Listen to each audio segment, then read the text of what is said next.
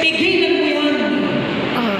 Kung ikaw ay may bisyo na hanggang ngayon, ayaw mong pakawalan, hinahawakan at niyayakap mo pa, may kinakasama ka na hindi mo asawa, ayusin mo yung relasyon mo, kung kayang maayos. Kung ikaw, kapatid, ay nasa maling relasyon, two things you can do. Either you leave it, alis ka, or you fix it. Kung ikaw ay kaaway ka na ng matagal na panahon, decide to forgive. Kung ikaw ay estudyante, sa panahon ng artificial intelligence, hindi ka na nag-aaral, ChatGPT ka na lang ng ChatGPT, hindi mo na binabasa, copy-paste ka lang ng copy-paste, stop it. Mag-aaral ka pa rin. When today you hear God's voice, do not harden your hearts. Kung ikaw, anak, nagseserve ka sa simbahan at ayos lang yun, pero pinapabayaan mong nakatenga ang hindi magandang relasyon mo sa nanay mo, sa tatay mo, kasi sinasabi mo hindi sila naging mabuting magulang. When today you hear His voice, harden not your hearts. At kung ikaw may kapatid at matagal kayong hindi nag-uusap kasi kinuha nila yung lupa na tingin mo para sa'yo at ngayon nagkikita lang kayo, nagre-reunion lang kayo sa korte. When today you hear His voice, harden not your hearts. Kung ikaw may bisyong sigarilyo, may bisyo na labis-labis sa pag-iinom, at yung dapat na baon at para sa pamilya mo, nagagastos mo na sa bisyo mo, when today you hear His voice, harden not your hearts. Harden not your Kung ikaw harden. may asawa pero may tinatago kang affair na hindi alam ng anak mo at ng asawa mo, when today you hear the voice of God, follow Him. Live your own way of life. Kung ikaw ngayon lang nandito sa gawain kasi may nagyaya sa iyo, pero ang balak mo pagkatapos nito, balik ka sa dati mong buhay, kapatid. Ngayong gabi, pag narinig mo ang salita ng Diyos, huwag mong patigasin ang iyong kalooban. Sundin mo na ang tinig ng Diyos. Pagbalik ka kung kailangan mong bumalik. Sumunod ka sa Kanya kung kailangan mong sumunod. Kung nalayo ka sa Kanya, pwede ka muling lumapit. Because only God can change your life. Ang Diyos lamang ang may kayang magpabago sa iyong buhay. Hindi niyo ho kailangan magtaas, ha? Pero meron ba sa inyo rito sugatan? Meron ba sa inyo rito kailangan ng paghilom? Sometimes healing is not always address the physical. Most of the time, healing begins by healing your heart, by healing your brokenness. Ang gusto ng Diyos muna, hilumin ka niya sa kalooban mo. Nang sa gayon, yung sakit mo na nararamdaman mo sa katawan mo, sumunod na matanggal at sumunod na mawala. Nasa kamay ng ibig maghilom, ibig hilumin ng Diyos. Inaanyayahan ko ho yung mga manggagawa ng Santa Ursula, yung mga servants ng Santa Ursula, dito kayo sa aking likuran. Inaanyayahan ko rin yung mga disciple in charge kung naririyan pa kayo. Samahan niyo po ako rito sa harapan. And whatever it is that is burdening you, nagpapabigat sa iyo, ano bang bagay na nagbubulo sa iyo? Ano bang alaala na pagka bumabalik, nasasaktan ka, natatakot ka, natotroma ka, nade-depress ka, nalulungkot ka, nagagalit ka, Papasukin mo ang Diyos sa bahaging iyan ng buhay mo. Papasukin mo si El Shaddai sa masalimuot na bahagi ng buhay mo. At kung ikay nangangailangan ng paghilom, sabihin mo ito ngayon, Lord, kailangan kita. Kailangan kita. Jesus, kailangan kita. Kailangan kita. Pasukin mo Pasukin mo ang bahagi ang bahagi ng buhay ng ko buhay ko na hindi ko na palubos hindi ko palubos na na pinapapakialaman pinapakialaman sa iyo. sa iyo. Heal me, Heal me, O Lord. O Lord. Heal me, Heal me, Jesus. Jesus. Heal me, Heal me, Yahweh. Yahweh. Lagay natin ang kamay natin sa tapat ng ating dibdib. Heal me, O Lord, and I will be Save me, saved. and I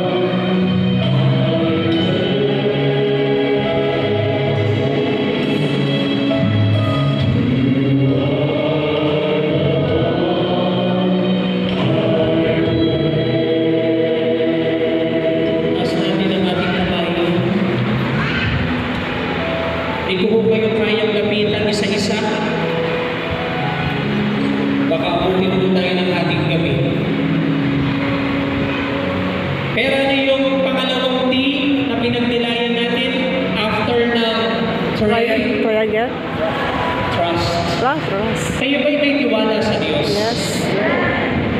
Naniniwala ba kayo sa gabing ito, saan man kayo nakatayo, kakatagpuin kayo ng Diyos? Amen.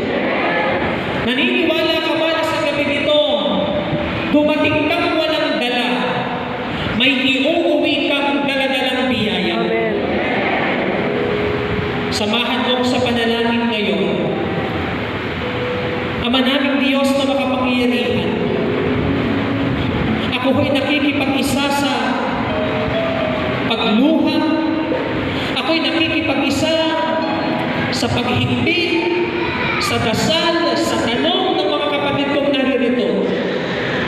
Kung sa man, Panginoon, ay nagpunta ngayong gabi na katanungan ng kanyang dala, pauwiin mo nawa siya may kasagutan. Kung siya man ay nagpunta ngayong gabi na kalungkutan ng kanyang dala, pauwiin mo nawa siya ng may kaligayahan at kapayapaan. Kung siya man ay sa gabing ito'y may karamdamang iniinda, loobin mo, Panginoon, makaranas siya ng timalang pagpapagaling mo ngayon. Yes, Lord. Kung siya man, Panginoon, ay nagpunta rito na walang laman ng palad, walang laman ng bulsa, walang laman ng sisidlan, Yes, Lord. may utang, Panginoon, Yes. ipagkaloob mo sa kanya ang karunungan na iyong bigay upang magamit niya ang kanyang kakayahan, Panginoon, Amen. at gumamit ka ng oportunidad at tao na tutulong sa kanya. Yes, Lord. Panginoon, kung siya'y nagpunta rito na may sama ng loob, may hinanakit, may tampo sa kanyang nanay na hindi niya pinapansin, sa kanyang magulang na wala na siyang pakialam, sa kanyang mga anak na hindi niya na kinakausap. Lord, I ask for the grace of humility to be poured upon that person in the name of Jesus. Yes, Lord. Panginoon, biyayaan mo siya ng kababaan ng loob. Biyayaan mo siya ng malawak na pangunawa. Biyayaan mo siya ng pagtitimpi at pagtsatsaga. Biyayaan mo siya, Panginoon, ng panibagong pagmamahal. At Panginoon, kung may nagpunta ho rito, na hindi niya patuloy-tuloy na gawin yung alam niyang tamang gawin dahil natatakot siya sa sasabihin ng marami. Panginoon, sabihin mo sa kanya ngayong gabi, ibulong mo nawa sa kanya ngayong gabi na ang pinakamahalagang tinig na pwede niyang marinig ay ang iyong tinig, Yahweh El Shaddai, Yes, Lord. na hindi niya kailangang sundin ang sinasabi ng mundo. Hindi niya kailangang sundin ang sinasabi ng kung sino. Amen.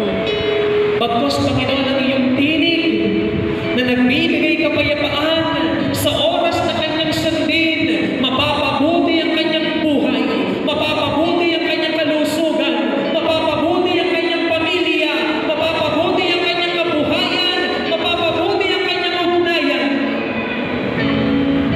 At Panginoon, sa gabi ito, pinagdarasal mo po ang bawat isang lingkod mo mula sa kanilang mga pinuno Yes, Lord. hanggang sa kanilang mga katuwang sa paglilingkod. Ang bawat pinuno at bawat miyembro ng lahat ng ministeryo na bumubuo sa lahat ng manggagawa sa community ito, Panginoon, I pray for them. Amen. Lord, baka mayroon sa kanila rito nagpunta na wala nang inaasahan kasi madalas siyang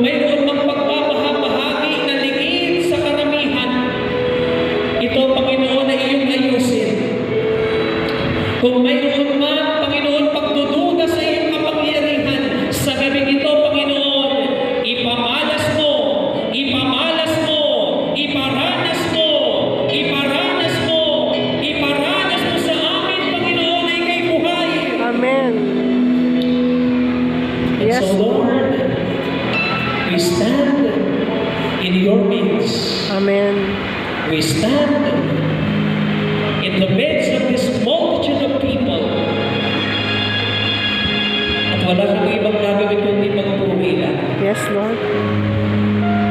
Wala kami ibang gagawin kundi magsabi ng hallelujah. Hallelujah. Wala kami ibang gagawin kundi awitin hallelujah to the Lamb. Yes, hallelujah to the Lord.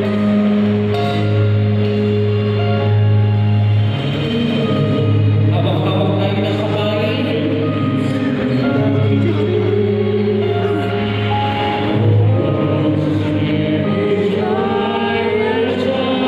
Lahat ng naniniwalang siya'y tagumpay. Magkakahawak natin itaas ang ating mga kamay.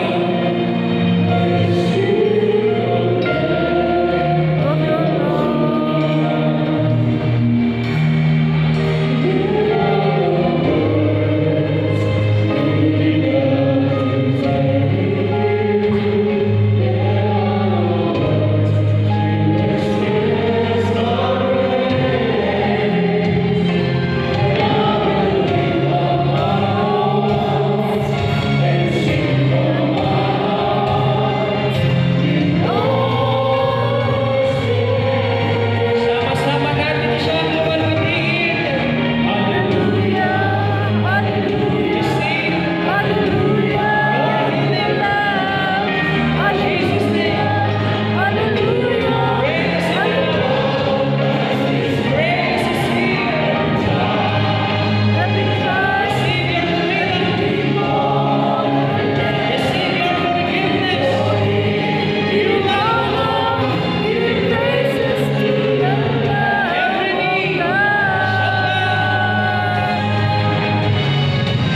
Every knee shall bow. Every tongue confess that you are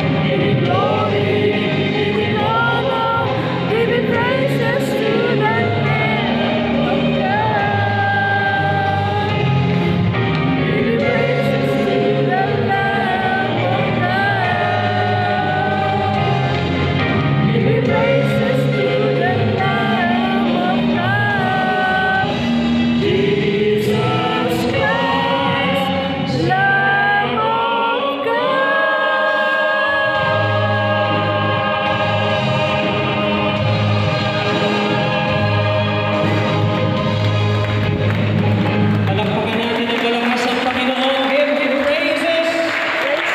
Give Him shout praise. Praise the Lord. Ihahangis ako sa inyo Amen. at ang isisigaw ninyo yung pang-apat na pagninilay natin.